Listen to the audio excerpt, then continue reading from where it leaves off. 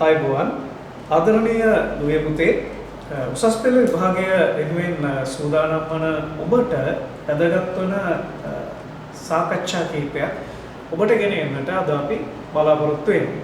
ඒ අනුව සිංහල භාෂාව ඒ කියන්නේ ඔබ අඳුනා ගන්න විදිහට ව්‍යාකරණ ප්‍රශ්න පත්‍රය සඳහා විශේෂ වෙච්ච පාඩමකුත් ඒ වගේම සාහිත්‍ය ප්‍රශ්න පත්‍රය සඳහා වැදගත් වෙච්ච මාතෘකා කිහිපයකුත් අපි සාකච්ඡා කරන්න බලාපොරොත්තු වෙනවා. දැන් ප්‍රථම කොට ඔබට මේ ඉදිරිපත් කරන්නේ සිංහල ව්‍යාකරණ ප්‍රශ්න පත්‍රය නැත්නම් භාෂා ප්‍රශ්න පත්‍රය වෙනුවෙන් වෙච්ච විශේෂ වැදගත්කමක් දරන දෙයක්. ඒ තමයි ඔබට ලකුණු ප්‍රමාණ වලින් ගත්තොත් එහෙම ව්‍යාකරණ ප්‍රශ්න පත්‍රයේදී වැඩිම වැදගත්කමක් දරන ලකුණු ප්‍රමාණයක් ලැබෙනවා රචනාවක් සඳහා. මාතෘකානුකූල රචනාවක් ලබා දීලා ඔබට ලබා දෙන ලකුණු ප්‍රමාණය ඔබට මේ ප්‍රශ්න පත්‍රයේ ජය ගැනීම සඳහා තීරණාත්මකයි. ඒ නිසා අපි ප්‍රථම කොට ඔබට රචනාවක් උදෙසා වන සාකච්ඡාවක නිරත වෙන්න අපේක්ෂා කරනවා. හොඳයි. දැන් උසස් පෙළ ඉගෙන ගන්න ඔබෙන් ඉල්ලා සිටින රචනාව කොයි වගේ රචනාවක් විය යුත්තේද? ඒ සඳහා ඔබ නිර්ණායක 3ක් සපුරාලන රචනාවක් ලිවිය යුතුයි. ඒ නිර්ණායක 3 අපි කෙටියෙන් ඔබට ඉදිරිපත් කළොත් එහෙම මෙන්න මේ ආකාරයට නිර්ණායක 3ක් ඔබට දකින්න ලැබෙනවා රචනාවක් ලියද්දී. මෙම ශීර්ෂ 3 යටතේ තමයි ඔබට ලකුණු ලබා දීම පිළිනම ලකුණු ලබා දීම සිදු කරන්නේ. ඒ අනුව ඔබට ප්‍රථම කොට රචනාවක් සඳහා ලකුණු ලබා දීමේදී කරුණු සඳහා අපි කරුණු සඳහා ලකුණු වෙන් කරනවා. දැන් මේකෙදි මේ කරුණු කියන අපේක්ෂා කරන්නේ සාරවත් තාර්කික කරුණු. සාරවත් වූ තාර්කික කරුණු. ඒක උසස් පෙළ මට්ටමේ සරසවි ප්‍රවේශ මට්ටමේදී තිබිය යුතුයි. දෙවැන්න ඔබට මේ රචනාව ලියද්දී ඔබේ තිබෙන නිර්මාණශීලී භාවයට විශේෂ වටිනාකමක් එකතු කර තිබෙනවා. මේ සඳහා ඔබට විශේෂ ලකුණු ප්‍රමාණයක් වෙන්කොට තිබෙනවා. තුන්වැන්න ශිල්පීය දක්ෂතා. ඒ අනුව රචනාවට ලකුණු ලබා දෙන්නේ මෙම ශීර්ෂ 3 ඔස්සේ. දැන් මෙම ශීර්ෂ 3 ඔස්සේ ලකුණු ලබා දීම කියන කාරණාව හිතේ මුදින් තියාගෙනයි ඔබ ඔබේ රචනාව ඔබ ගොඩනැගිය යුත්තේ.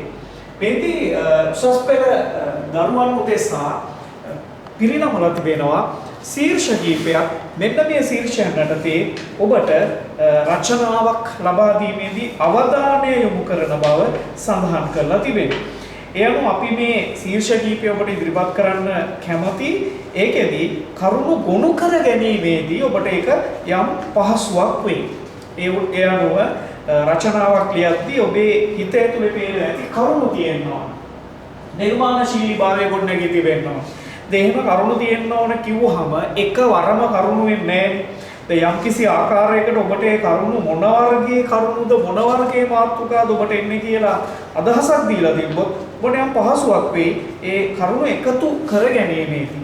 ඒ අනුව උසස් පෙළ විෂය නිර්දේශයේදී ඔබට ලබා දීලා තිබෙනවා මෙන්න මේ ශීර්ෂයකදී ඔබට රචනා ලබා දීමට වැඩි අවස්ථාවක් ලබා දෙන බව. එනිසා මාතෘකානුකූල රචනා ලියීම සඳහා අවශ්‍ය තොරතුරු රැස් කරයි කියලා ඉගෙනුම් ඵලයක් ලබා දී ඔබට කියනවා මෙන්න මේ බඳු කාරණා සාම්ප්‍රදායික නූතන කලා ශිල්ප සංස්කෘතිකාංග කාලීන ජාතික හා ජාත්‍යන්තර සමාජ ආර්ථික දේශපාලන හා අධ්‍යාපනික ප්‍රවණතා විද්‍යාව හා තාක්ෂණය තොරතුරු තාක්ෂණය සංනිවේදනය වැනි විෂයන් අලලා මේ නිර්මාණාත්මක රචනා ලිවීමේදී අවධානය යොමු කරන බව. හොඳයි. දැන් අපි ඔබ සිංහල ඉගෙන ගන්න දරුවන් විදිහට වැදගත් වන අවුදයක් මේ සඳහා තෝරා ගමු. හරි මේ කාරණා කීපය ඔබේ රචනාව උදෙසා යොදා ගන්න කියන ඉල්ලා සිටිනවා. හොඳයි. සිංහල භාෂාව සහ බෙදුණු මාතෘකාවක් ඔබ මේ සඳහා යොදා ගන්න කියලා ආරාධනා කරනවා. උදාහරණයක් විදිහට සිංහල භාෂාවේ වෙනස් වීම සහ එහි අනාගතය නැත්නම් සිංහල භාෂාවේ වෙනස් වීම සහ ඒ භාෂාවේ පරිහානිය මෙබඳු මාතෘකාවක් ඔබට තෝරා ගන්න පුළුවන්. හොඳයි. දැන් අපි බලමු අපි ඉගෙන ගන්න සිංහල භාෂාව ගත්තොත් එහෙම. ඒ භාෂාවට අපිට තිබෙන ඉතිහාසයට තිබෙනවා අවුරුදු 2500ක පමණ ලිඛිත ඉතිහාසයක් දකින්න ලැබෙනවා. මේ අවුරුදු 2500ක පමණ ලිඛිත ඉතිහාසයක් සහ ඒ වගේම අවුරුදු 10000කට වැඩි අලිඛිත ඉතිහාසයක් මේ භාෂාව සතුයි. ඒ නිසා තේරුම් ගන්න ඕනේ දීර්ඝකාලීන ඉතිහාසයක් සහිතවයි සිංහල භාෂාව ගොඩනැගී තිබෙන්නේ. දැන් සිංහල භාෂාව සලකන්නේ අර ලෝකේ විශිෂ්ට භාෂාවන් අතරින් රමණීය භාෂාවන් අතරින් එකක් හැටියට. ඒකට හේතුව තමයි මේ ලෝකේ තියෙන රමණීය විශිෂ්ට භාෂාවක තියෙන ගුණ සිංහල භාෂාව සපුරා තිබෙනවා. ඒ නිසා ඔබ මම හදාරන උගන්වන ඉගෙන ගැනීම කර මේ භාෂාව ලෝකේ ඕනෑම විශිෂ්ට භාෂාවක් සමග ප්‍රමුඛ පෙළේ තබන්නට පුළුවන්. එසේ තබන්නට පුළුවන් වන කාරණා මොනවාද කියන දේ ඔබ හඳුනා ගැනීම වැදගත්. ඔබ දන්නවා මේ භාෂාව කියලා කියන්නේ චින්තනයේ උල්පත කියලා අපි කියනවා. භාෂාවෙන් පුද්ගලයෙක්ගේ පරිකල්පනය ගොඩනගනවා, චින්තනය ගොඩනගනවා. දැන් මේ කාරණාව අපේ රට අපේ භාෂාව එක්ක සලකලා බැලුවොත් එහෙම හොඳින්ම සිද්ධ වෙලා තිබෙනවා. ඒ අනුව ඔබ දැන් මේ රචනාවට ප්‍රවිෂ්ඨ වෙද්දී සිංහල භාෂාවේ ඉතිහාසය අදී කාරණා පිළිබඳව ඔබේ අවධානය යොමු කරන්න කියලා ඉල්ලා සිටිනවා. භාෂාව කාර්යභාරය සිංහල භාෂාවෙන් ඉෂ්ට වෙනවද? දැන් අධ්‍යාපනය ලබා දී, සංනිවේදනයේදී, ඉගෙනීම, දැනුම ලබා ගැනීම ආදී මේ භාෂාවකින් සිද්ධ වෙන්න ඕන කාර්යයන්, භාෂාවකින් සිද්ධ වෙන්න ඕන දේවල් සිංහල භාෂාවෙන් ඉෂ්ට වෙනවා පැහැදිලි. ඒ වගේම මේ භාෂාවක තියෙන්න ඕනේ ඉහළ මට්ටමේ ප්‍රමිති. ඉහළ මට්ටමේ ප්‍රමිතීන් සාධකයන් සිංහල භාෂාව සපුරාගෙන තිබෙන භාෂාවක් හැටියටයි අපට සලකන්න වෙන්නේ. ඔබ රචනාවලියක්දී ප්‍රවේශ ඡේදයක්, ආරම්භක ඡේදයක් නිර්මාණාත්මකව ගොඩනැගිය යුතුයි. ඒදී ඔබට හැකිනම් පොතකින් උපුටාගත්ත කොටසක්, කියවන, හොඳ ගීතයක කවියක කොටසක් භාවිතා කරන්න පුළුවන් නම් රචනාවේ නිර්මාණාත්මක ගුණය ඉහළ යනවා. අපිට කැමති ඔබට ඉදිරිපත් කරන්න කුමාරතුංග මුනිදාසයන් සිංහල භාෂාව සම්බන්ධ මහා මෙහෙවරක් කරපු කෙනෙක්. කුමාරතුංග මුනිදාසයන් භාෂාව සම්බන්ධව ඉදිරිපත් කරන මේ බෙබඳු අදහසක් මේ කවියක තමයි දකින්න ලැබෙන්නේ. මාබස හෙළබස මිස වෙන කිසි බසකට මේ හිස නොනමවි කිසි දිනක. දැන් මේ කවිය තවත් පෙළ දෙකක් තියෙනවා. උන්ට භාෂාවට අදාළ කොටස මාබස හෙළබස මිස වෙන කිසි බසකට මේ හිස නොනමවි කිසි දින. ඔබට උඹ මේ කවිය භාවිතා කරන්න ප්‍රථම. කවිය භාවිතා කරලා ඔබට හැකියට ලියන්න. යටි සඳහන් වන්නේ කුමාරතුංග මුනිදාසයන් සිංහල භාෂාව සහි වටිනාකම් පිළිබඳ කරන ලද අනර්ග ප්‍රකාශය. වැදගත් ප්‍රකාශයක් කියන. දැන් මෙහෙම ආරම්භයකට ඇවිල්ලා අර කියපු සිංහල භාෂාව ඉතිහාසයයි, එහි තියෙන ප්‍රමිතීන්, කාර්යයන් ආදී කාරණා සම්බන්ධ ඔබට ඡේදයක් ගොඩනගාගත හැකිව තිබෙනවා. ඉන් අනතුරු ඔබ එන්න මේ භාෂාවේ වටිනාකම නැත්තම් මේකේ තියෙන විශේෂත්වය කුමක්ද කියන දේ හඳුනා ගන්න. දැන් අපි කිව්වා සිංහල කියන්නේ ලෝකයේ තියෙන රමණීය භාෂාවක් කියලා. දැන් මේ රමණීය භාෂාවක් කිව්වට වැඩක් නැහැ නේද? රමණීය භාෂාවක් වෙන්නේ කොහොමද කියලා ඔබට සනාථ කරන්න පුළුවන් නම්, ඔබට ඔප්පු කරන්න පුළුවන් නම්, ඔබට ඒක සාධකයක් විදිහට කියන්න පුළුවන් නම් මේ වැදගත් වෙන්නේ. දැන් මේ සම්බන්ධව ජාත්‍යන්තර තලයේ අපේ භාෂාවට එහෙම වටිනාකමක් දීලා තියෙනවද කියලා ඇහුවොත් එහෙම රමණීය කියලා ලබා දීලා තියෙනවා. ඔබට කැමති උදාහරණයක් විදිහට ඉදිරිපත් කරන්න ඊට අවුරුදු 20 ගණනකට එපිට යුනෙස්කෝ සංවිධානය සිංහල භාෂාවගේ සංරක්ෂිත ලයිස්තුවට ඇතුල් කර ගත්තා. ඒ සංරක්ෂිත ලයිස්තුවට ඇතුල් කරගන්න හේතුව වෙන්නේ මේ සිංහල භාෂාවේ විශිෂ්ටත්වය සලකන.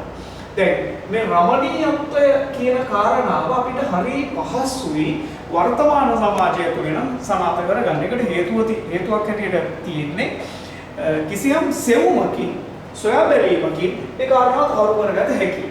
දැන් අපිට හැබැයි බටහිර කවුරු හරි කියන්න අවශ්‍යම නැහැ මේ සිංහල භාෂාව රමණීයයි කියලා. නමුත් අපි ලෝකේ පුරුදු වෙලා තියෙන්නේ යම් විදියකින් එහෙම දැනුමක් කොහේ හරි තියෙන එකක් හොයාගත්තොත් මේ පිළිගන්න. ඒ අනුව ඔබ අන්තර්ජාලයට ගිහිල්ලා ලෝකේ තියෙන අලංකාරව රමණීය භාෂා මොනවද කියලා සෙව්වොත් එහෙම මොහොතකින් ඔබට ලෝකේ තියෙන ලස්සන භාෂා 10ක එකක් විදිහට මොහොතකින් සිංහල භාෂාව හොයාගන්න පුළුවන්. හරි. ඔබට පුළුවන් අන්තර්ජාලය පරිශීලනය කරලා මේ කාරණාව ඇත්තද කියලා පරීක්ෂා කරන්න. ඒ නිසා ඒ එක කාරණා. දෙවෙනි සිංහල භාෂාවේ අකුරු තියෙන්නේ.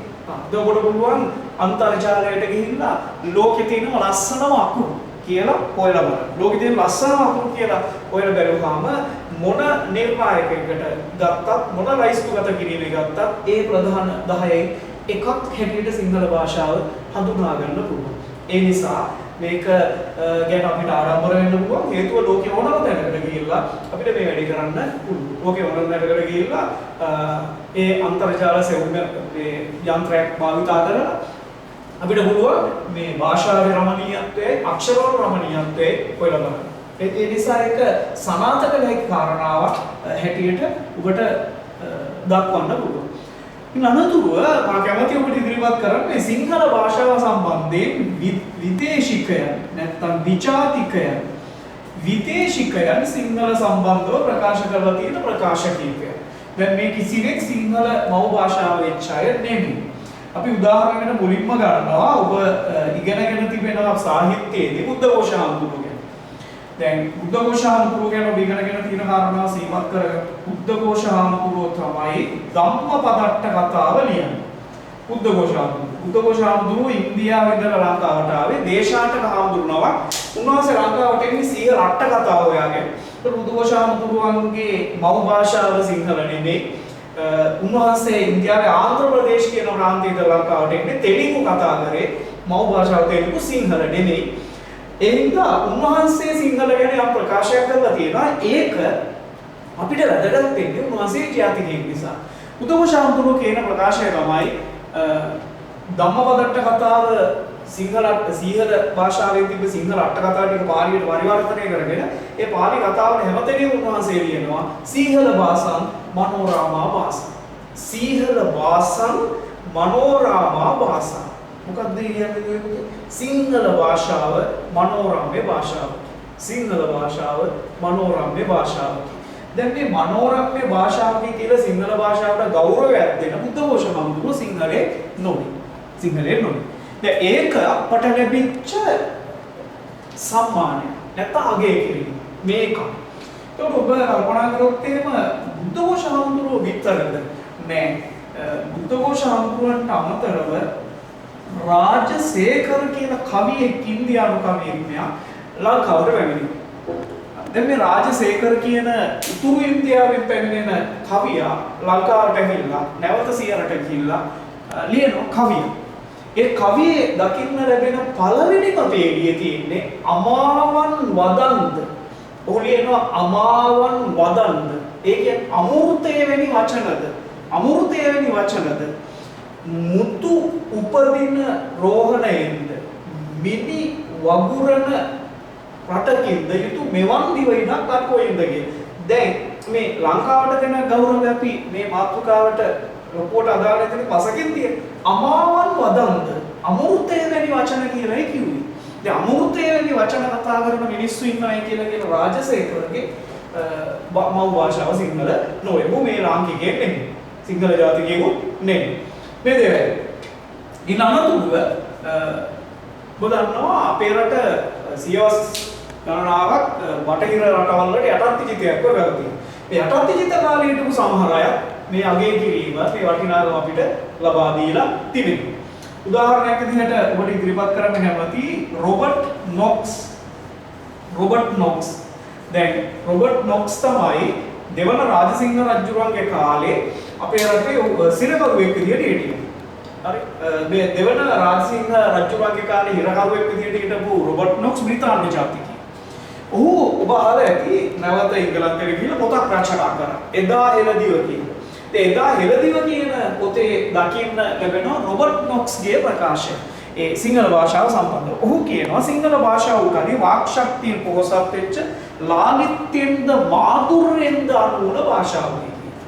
මේ ලාලිත්‍යෙන්ද මාධුර්යෙන්ද යුතු භාෂාවකි කියලා කියපු රොබර්ට් නොක්ස් ඉංග්‍රීසි ජාතිකයෙක්. ඔහුගේ මව් භාෂාව ඉංග්‍රීසි සිංහලේ නොවේ. මේ තුන්වෙනි උදාහරණය. පොඩ්ඩක් පුළුවන් අපිට හතරවෙනිකුත් ඉදිරිපත් කරන්න. ඒ තමයි ජෝන් ඩේව්.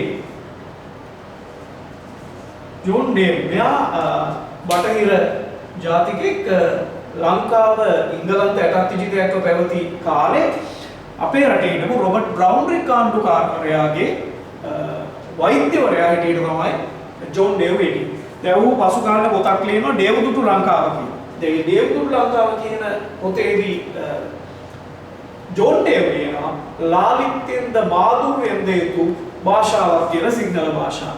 දැන් ඒ ලාලිත්‍යෙන්ද මාධුර්යෙන්ද යුතු භාෂාවක් කියන ලියලා ජෝන් ඩේව් සිංහලේ නෙමෙයි. ඉතින් අනතුරු අපි තවත් උදාහරණයක් ගත්තොත් එහෙම දැන් අපේ රටට ආපු විජාතිකයන් අතර හිටපු අය නෙමෙයි මේ දෙන්නා නම් ෆර්ගියුසන් සහෝදරයෝ කියලා අපි මේ ඇයට කියනවා. ෆර්ගියුසන් සහෝදරයෝ. දැන් මේ ෆර්ගියුසන් සහෝදරයෝ කියලා කියන්නේ එස් ෆර්ගියුසන් සහ ජේ ෆර්ගියුසන් කියලා දෙන්නෙක්. දැන් මේ අය ඉතාලි ජාතිකයෝ. මේ ඉතාලි ජාතිකයෝ මේ අය ඉතාලි භාෂාවෙන් ඔපෙරා රචනා කරපු ඔපෙරා රචකයෝ දෙන්නෙක්. මේ දෙන්නා ඔපෙරා ගැන 1870 ගණන් වල පොතක් ලියනවා. දැන් මේ පොතේදී උන් දෙන්නා කියනවා ඉතාලි භාෂාව ලෝකයේ මිහිරිම භාෂාවයි අපි සිතාගෙන සිටියා. හරි. ඉතාලි භාෂාව මිහිරිම භාෂාවයි අපි සිතාගෙන සිටියා. ඒත් අපිට හම්බෙන්නේ සිංහල අහන්න ලැබෙනවා. උන් කියනවා සිංහල අහන්න ලැබුණාට පස්සේ අපිට තේරෙනවා ලෝකයේ මිහිරිම භාෂාව සිංහලම. දැන් මේ ෆර්ගියුසන් සහෝදරයෝ සිංහලයන් නෙවෙයි. දැන් ඔබට මේ ඉදිරිපත් කරේ විදේශිකයන් කීප දෙනෙක් අපේ භාෂාව සම්බන්ධව ලබා දීලා තියෙන ප්‍රකාශයන් වටිනාකම්. මේ කාරණා ටිකක් ඇරුණාම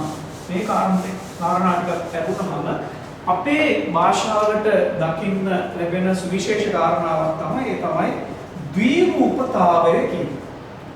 ද්විරූපතාවය කියන්නේ සරලව ලියන්න එක විදිහකට කතා කරන්න එක විදිහකටයි දෙවිදියක් අපේ භාෂාවේ තියෙනවා. දැන් බඳු ද්විරූප භාෂාවල් ලෝකේ තියෙන කලාතුරකින්. ඒ නිසා ඒක විශිෂ්ට භාෂාවක ලක්ෂණයක්. ඒ උදාහරණයක් විදිහට ඔබ දන්නවා අපිට කතා කරනකොට කියන්න පුළුවන් මයි යනවා. මයි යනවා කියලා කතා කරන භාෂාවෙන් නැත්තම් කටවහරේ භාෂණයෙන් කිව්වට ලිඛිතව ලියන්න වෙන්නේ මම යන්නේ කියලා. එතකොට අපිට දෙවිදියක් තියෙනවා. ඒක විශිෂ්ට භාෂාවක ලකුණක් හැටියට සලකනවා. ඉතින් අනතුරුව අපි තව සාධකයක් සලකා බැලුවොත් එහෙම භාෂාවක තිබෙනවා රටාවන් ගණනාවක් සිංහල භාෂාව. ඉතින් මේ සිංහල භාෂාවට අනන්‍ය සාධක. දැන් උදාහරණයක් විදිහට සමහර වචන අපි දෙපාරක් එකම වචන දෙවරක් කියනවා.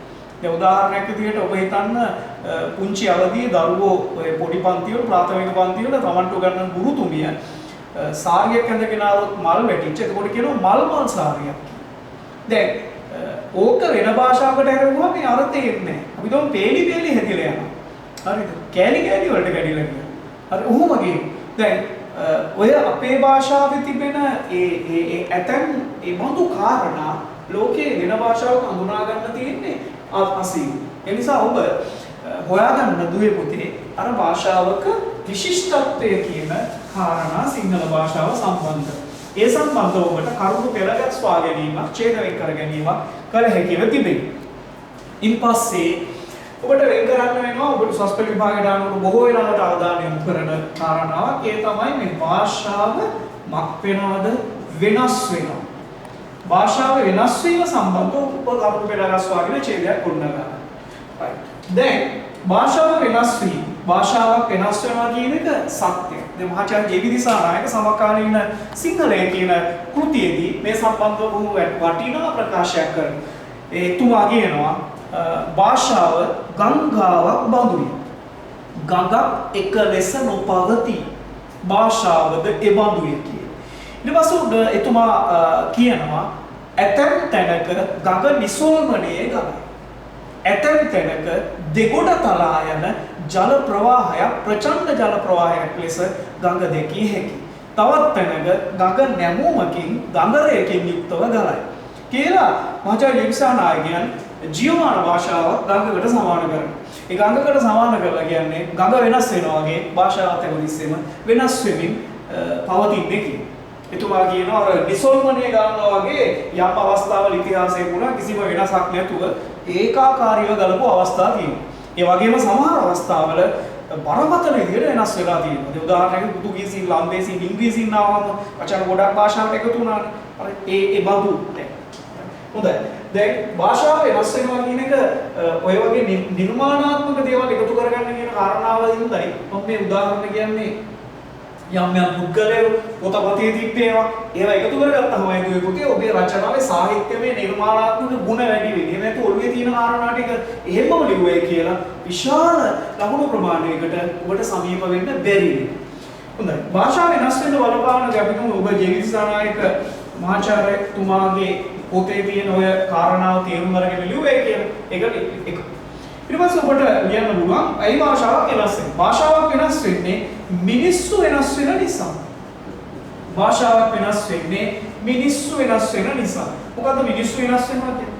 මිනිස්සුන්ගේ සිතුම් පැතුම්, අදහස් උදහස්, රුචි අරුචිකා, විශ්වාසයන්, කල්පනා කරන ආකාරයන් සහ සංස්කෘතිය කාලෙන් කාලයට වෙනස් වෙනවා. ඒ උදාහරණයක් විදිහට 1970 දශකයේ මුලින් හිටපු තරුණ පරම්පරාව හිතපු විදිහට නෙමෙයි 2000න් පස්සේ බිහිවෙච්ච තරුණ පරම්පරාව හිතන්නේ. හරි පැහැදිලි. ඒ කාලේ කැමති වෙච්ච සින්දු වලට දැන් කැමති නැහැ. ඒ කාලේ කැමති වෙච්ච සමහර කාරණා වලට මේ කාලේ කැමති නැහැ. මේ විදිහට මිනිස්සු කවදාවත් එක විදිහට ඉන්නේ නැහැ. ඒගොල්ලෝ නිතරම වෙනස් වෙමින් පවතින.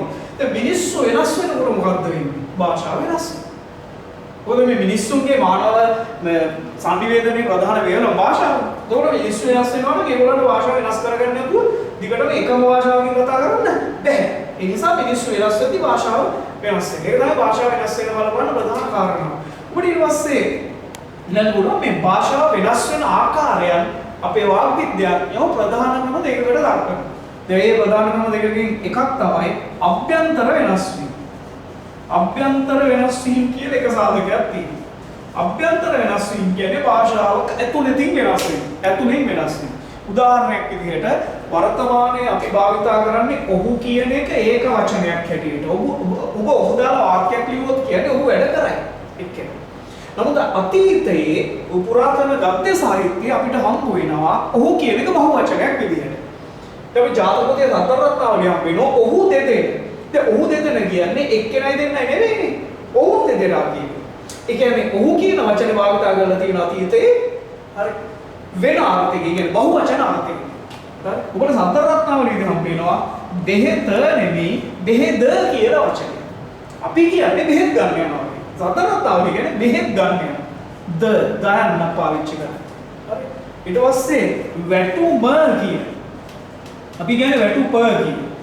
වැටුම කියන. මෙබඳු වචන ඒ කියන්නේ භාෂාවේ ඇතුළතින් එක කාලයක් භාවිත කරපු වචන තව කාලයක් ඉස්සරහට යද්දී වෙනස් වෙනවා. ඒකට අපි කියන්නේ අභ්‍යන්තර වෙනස් වීම. අභ්‍යන්තර වෙනස් වීම ඕනෑම භාෂාවක දකින්න ලැබෙන දේවල්. ඒ හින්දා ඒ අභ්‍යන්තරික වලින් දැන් ඔබ සිංහල වර්ණමාලාව ගන්න. වර්ණමාලාවේ කල්පනා කරලා බලන්න ඒ බඳු සාධක තියෙනවා. ඉරු විරු කියලා අකුරු දෙකක් තියෙනවා. ඒ අකුරු දෙක භාෂා හෝඩිය ඉගෙන ගන්නකොට ඔබ ලියනවා. ඒ අකුරු දෙක වර්තමාන භාවිතේ නැහැ. එහෙනම් හෝඩිය තියෙන්නේ එක කාලයක් ඒ අකුරු දෙක ඉතා දැඩිව භාවිත කරනවා. ඉලු කුල, ඉලූපති අපි දෝ දම්පියට අටුවාගයට වදේ වගේ පොතක අධික වචන ප්‍රමාණයක් ඔය අකුරු දෙකේ දකින්න ලැබෙනවා. වර්තමානයේ නැහැ. ඒක මොකද වෙලා තියෙන්නේ අභ්‍යන්තරව වෙනස් වෙනවා. අභ්‍යන්තරව ඇතුළතින් වෙනස් වෙනවා. ඊගාවට දෙවෙනි භාෂාවක් බාහිර වෙනස්කම් වලට ලක් වෙනවා. බාහිර වෙනස්. මොකද බාහිර වෙනස් වෙනවා කියන්නේ පිටස්තර භාෂාවලින් එල්ල වෙන බලපෑම් තියෙනවා. ඒ බඳු බලපෑම් භාෂාවකට එල්ල වෙන්න පුළුවන්. දැන් උදාහරණයක් විදිහට පෘතුගීසි භාෂාව. ලන්දේසි ඉංග්‍රීසි භාෂාවලින් අපේ භාෂාවට වචන ඇවිල්ලා තියෙනවද? බලන්න. ඔරලෝස කිව්වහම, අලිසම් කිව්වහම, ස්තෝප්පු කිව්වහම, කසාද කිව්වහම ඔබ අහලා තියෙනවා. නේද? හරි. දැන් ඔය වචන මොනවද? අපේ වචන නොවේ නේ. අපේ වචන නෙමෙයි. හරි. දැන් අපි දන්නවා ඉංග්‍රීසියේ වැඩි කාලයක් අපේ රට පාලනය කරා. එතකොට අපි කියන්නේ විදුලි පංකාව කියන වචනේ කිව්වා වුණාට ෆෑන් එක, ඩෙස් එක, බස් එක, ෂර්ට් එක, හරි තේ එක. ඔහොම කියන වචන තියෙනවා. දැන් මොකද මේ වෙලාවේ? දැන් බාහිර භාෂාවල බලපෑම් වලට ලක් වෙනවා. දැන් ඒකට කියන්නේ බාහිර සාධක. බාහිර වෙනස් වීම කියන. දැන් අද කාලේ වගේ වෙනකොට ඔබට වැඩිපුර මේ අවධානය යොමු කරන්න පුළුවන් පැත්තක් වෙන්නේ බාහිර වෙනස්කම් සම්බන්ධව. මේ බාහිර සාධක මතිය සිද්ධ වෙන වෙනස්කම්. ඒ අතර විශේෂ කාරණාවක් විදිහට බාහිර වෙනස්කම් වලටම බලපාන එකක් තියෙනවා. ඒක විද්‍යුත් මෙවලම් භාවිතය ව්‍යාප්ත වීම නිසා. මේ විද්‍යුත් මෙවලම් භාවිතය නිසා අපේ භාෂාවට එකතු වෙලා තියෙන වෙනස්කම්. උදාහරණයක් විදිහට ජංගම දුරකථන, උදාහරණයක් විදිහට සමාජ මාධ්‍ය, හරි මේ අන්තර්ජාල භාවිතයන් මේවා ව්‍යාප්ත වෙනවත් එක්කම භාෂාවට එකකින් බලපෑමක් තිබෙනවද නැද්ද? භාෂාවට බලපෑමක් තිබෙනවා. සීමා සහිත ඉඩක යම් භාෂාවක් ලියන්න ගියාම ඒ භාෂාවේ සම්පූර්ණ දේ ලියවෙනවාද කියන එක අරක දෙන්න මේක අපට විතරක් නෙමෙයි ඉන්දියාවට තියෙන හින්දි භාෂාව සම්බන්ධව, කොරියාවට තියෙන කොරියන් භාෂාව සම්බන්ධව, ජපානයේ තියෙන ජපාන් භාෂාව සම්බන්ධව මේක ලෝකයේ පොදුවේ මේ භාෂාවන්ට එල්ල වෙලා තියෙන දර්ශනය. මොකද ඒ දර්ශනය? ඔබ දන්නවා ජංගම දුරකථන විශේෂයි. ස්මාර්ට් ජංගම දුරකථන භාවිත කරන අපිට ඒ දීලා තියෙන සීමිත ඉඩකට එළියන්නේ නැහැ. ඒක අපි සිංහල වුණා මේ රටේ ලියන්න ඕනේ වගේ ඉන්දියාවේ වෙන රටවල ලියන්න ඕනේ. ඒකින්ද ඒකත් එක සාධකයක්. ඒ නිසා ඔබ භාෂාව වෙනස් වීම ගැන සාධක සහිතව ලියන්න මේ මොහොතේ අපට දකින්න ලැබෙන්නේ මේ විද්‍යුත් මෙවලම් භාවිතයේ හින්දාම ඉංග්‍රීසි භාෂාව සමග සම්මිශ්‍රණය වෙච්ච භාෂාව. ඒ කියන්නේ ඉංග්‍රීසි භාෂාවත් එක්ක කලවම් වෙච්ච භාෂාව. ඉංග්‍රීසිත් එක්ක එකට මිශ්‍ර වෙච්ච භාෂා. විශේෂයෙන්ම FM නාලිකා, රූපවාහිනී නාලිකා මේ වගේ අපේ රටේ තිබෙන මේ විශේෂ ජනමාධ්‍යවල මේ සාධක අපිට වැඩිපුර අඳුනා ගන්න ලැබෙනවා. ඒ නිසා මේ සම්බන්ධව සිංහල ඉගෙන ගන්න දරුවෝ හැටියට ඔබේ විෂයක් සිංහල නිසා හරි ඔබට සංවේදී වීම නිසා මේ වගේ පැති සඳහා පැතිවලට මේක යොමු කරනවා. ඉතින් අනතුරුව ඔබට මේ සම්බන්ධව මේ භාෂාව මෙහෙම වුණාට පස්සේ පරිහානියට ලක් වෙනවා කියලා චෝදනාවක් තිබෙනවා. මේ පරිහානිය වළක්වා ගන්න මොනවා හරි ක්‍රියාමාර්ග ගන්න ඕනේ. පරිහානිය වළක්වා ගැනීමට ගත යුතු ක්‍රියාමාර්ග මොනවද වගේ ඡේදයක් සම්බන්ධව ඔබ ඔබේ අවධානය ලිවිය යුතුයි. ඔබට පුළුවන් ඒ සඳහා යෝජනා කිහිපයක් කරන්න. එකක් තමයි ජනමාධ්‍ය සඳහා ප්‍රමිතීන් හඳුන්වා දීම. ඇයි දැන් ජනමාධ්‍ය භාෂාව වරද්දනවා කියන එක බරපතල චෝදනාවක්. හරිද? ඇතැම් වචන සමාජගත කරලා තියෙන්නේ ජනමාධ්‍යයෙන්. ඒවා මේ සිංහල ඉගෙන ගන්න ළමයි කියන ඒ ලොකු වටිනාකමක් නැතුවත්. උදාහරණයක් විදිහට නිසා කියන එක නිපාතයක්. හරිද? දැන් ඔබ මේ ව්‍යාකරණ ඉගෙන ගන්න දන්නේ. හැබැයි ඔය නිපාත වර්ණ ගන්න බෑ. නිපාත වර්ණ ගන්න බෑ. වර්ණ ගන්න බෑ කියන්නේ නිපාත වලට එකතු කරන්න බෑ. ඒකනේ මේ නිපාත කියන වචනේට අදාළ අව්‍ය පදවල තේරුමක් තියෙනවා වෙනස් කරන්න බෑ. ඒ වුණාට ඔබ දැකලා ඇති මේකට වෙන් කියලා කැලලක් දා අපි දැන් ලියන්නේ නිසාවෙන් කියලා.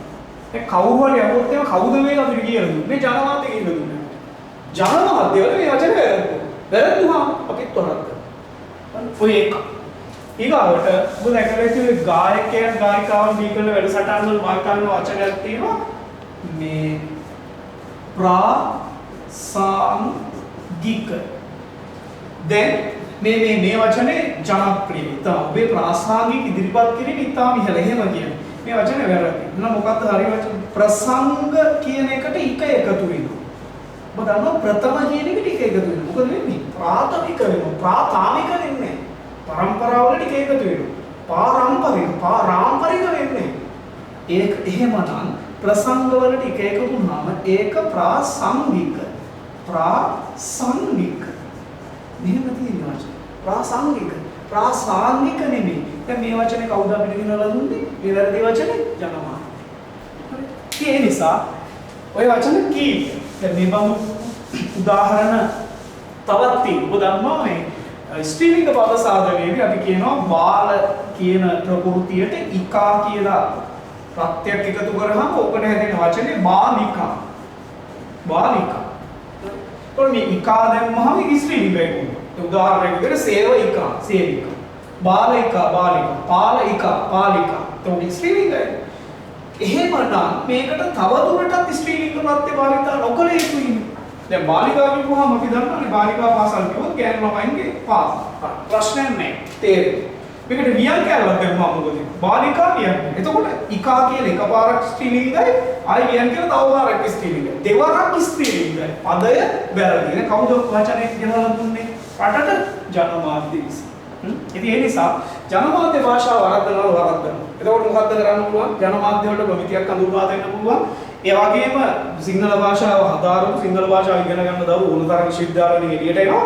එහෙනම් මේ භාෂා සංස්කාරකවරේ භාෂාව සම්බන්ධ වග කියන කෙනෙක්. ඒ අදාළ ආයතනයකට බඳවා ගන්න පුළුවන්.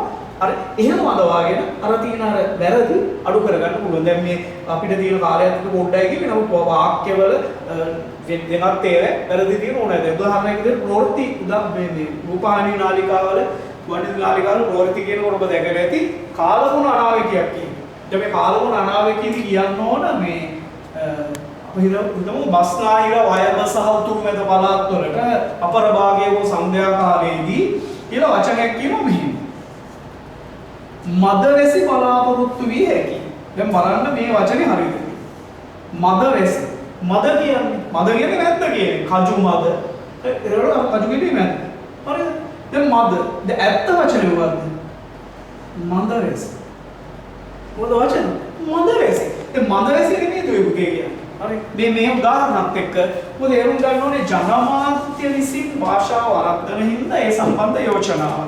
දෙවෙනි දැන් සිංහල භාෂාවේ වැදගත්කම නැත්නම් වටිනාකම සිංහල භාෂාවේ වටිනාකම කියා දෙන වැඩසටහන. හරි ඒ බඳු වැඩසටහන් ජාතික මට්ටමේ සංවිධානය කරන්න පුළුවන්. ජනමාධ්‍ය නාලිකාවලට සංවිධානය කරන්න පුළුවන්. පාසල් මට්ටමේ සංවිධානය කරන්න පුළුවන්. විධිමත් අවිධිමත් ආකාර දෙකටම සංවිධානය කරන්න පුළුවන්.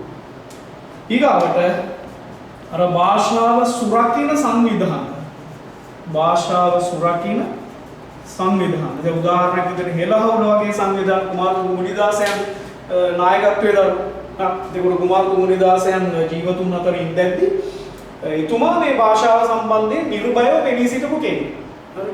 දැන් කුමාරතුංග මුනිදාස මහත්මයා ඒක කියලා කවිවල ලියලා ස්ථාපිත කරලා පෙනී සිටියා. එතකොට රටේ හිටපු දැවැන්තම ලේඛකයෝ පවා මේ භාෂාව වැරද්දි අකුරක් වැරද්දුවේ නෑ අතීතේ. මොකද අකුරක් වැරද්දුවොත් එහෙම මේ ඒ වෙනුවෙන් පෙනී සිටින සංවිධාන තිබ්බා. පොඩි බයක් තිගැස්මක් ඒ සම්බන්ධව තිබ්බ නිසා. ඒක අරකට ඔබට ලියන්න පුළුවන් මේ භාෂාව ඉගැන්වීමේ ක්‍රම වෙනස් කිරීම. නැත්නම් ඉගැන්වීමේ ක්‍රම රසවත් කිරීම. වගේ යෝජනාවක්. එතකොට අර බාල පරම්පරාවේ දරුවෝ ඒක හොඳට දැනගන්නේ. හොඳයි. දැන් මේ කාරණා ඔක්කොමත් එක්ක ඔබට තේරුම් ගන්න පුළුවන් වෙන්න ඕන අපි අපේ තියෙන සිතිවිලි ලියනවා නෙමෙයි දුවේ. අපි අපේ තියෙන සිතිවිල්ල නිර්මාණාත්මක කරගෙන අලංකාර කරගෙනයි රචනාවකට ලියන්න ඕන. ඒ හින්දා මම මේ කරුණු ලියුවේ මේ කරුණු ලියනකොට පුළුවන් තරම් උපමාවක් රූපකයක් විශේෂණ පද භාෂාවේ තියෙන අලංකාර 23 පද තියෙන්නේ. ඒ පද එබඳු දේවල් වලින් ඔබ මේ ඔබේ වාක්‍ය රටා මක් කරගන්න ඕනේ සරස ගන්න ඕනේ. සරසිල්ලක් විදිහට ඔබ ලියන්න ඕනේ. එහෙම අලංකාරව හැඩ කරලා ලියුවොත් තමයි ඔබේ රචනාව වටිනා රචනයක් විදිහට කැපී පෙනෙන්නේ. රසවත් වෙන්නේ. හොඳයි මේ කාරණාව හේතු දෙකක් හින්දා ඒක ඉදිරිපත් කරන එකක් තමයි ඔබ සිංහල ඉගෙන ගන්න දරුවෝ විදිහට අපේ භාෂාවට වටිනාකමක් තියනවාද කියලා අවබෝධ කරගන්න අවශ්‍ය වීම. දෙවෙනි මොකද නැත්තම් මේ සමහර දරුවෝ බටහිර භාෂාවන් ඉගෙනගෙන ඒ භාෂාව ඉස්පුතුනේ තියාගෙන එහෙම ඉන්නවා මව් භාෂාවට තියෙන ගෞරවය පසකින් තමයි.